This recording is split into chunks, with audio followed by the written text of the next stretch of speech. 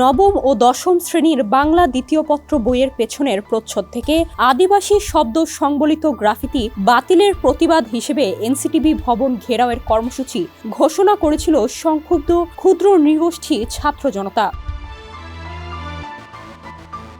রাজধানী ঢাকার মতিঝিলে জাতীয় শিক্ষাক্রম ও পাঠ্যপুস্তক বোর্ডের সামনে ক্ষুদ্র নৃগোষ্ঠী শিক্ষার্থীদের ওপর হামলা করে স্টুডেন্টস ফর সভারেন্টি নামক একটি সংগঠনের ব্যানারে আসা একদল মানুষ। বুধবার দুপুরে মতিঝিলের মেট্রো স্টেশনের নিচে ঘটে এ ঘটনা। এতে আহত হয়েছেন অনেকে।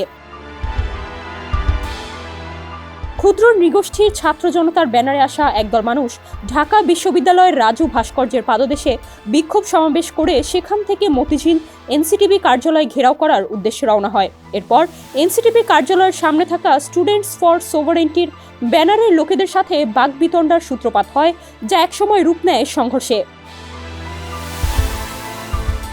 ঘটনায় গুরুতর আহত হয়েছেন বৈষম্য বিরোধী ছাত্র আন্দোলনের নির্বাহী কমিটির সদস্য রূপাইয়া শ্রেষ্ঠা তঞ্চঙ্গা। তার মাথা ফেটে গেছে। সবশেষ পাওয়া সংবাদ অনুযায়ী তাকে ঢাকা মেডিকেল কলেজ হাসপাতাল থেকে শ্যামলী স্পেশালাইজড হাসপাতালে নিয়ে যাওয়া হয়েছে। এ ঘটনায় ক্ষোভ প্রকাশ করে ফেসবুকে পোস্ট করেছেন অনেকে। ঢাকা বিশ্ববিদ্যালয়ের শিক্ষক গীতিয়ারা নাসরিন লিখেছেন, রূপাইয়া শ্রেষ্ঠা তঞ্চঙ্গা মাথার 2 জায়গায় 6টি সেলাই, আঙুল ভাঙা হয়েছে, নখ উল্টে গেছে, পাও সম্ভবত ভেঙেছে। ক্রিকেট স্ট্যাম্পের মাথায় বাংলাদেশের পতাকা বেঁধে আক্রমণকারীরা এসেছে। এদের ব্যানারে লেখা ছিল স্টুডেন্টস ফর সভারেন্টি এবং স্লোগান ছিল আমি কে তুমি কে বাঙালি বাঙালি।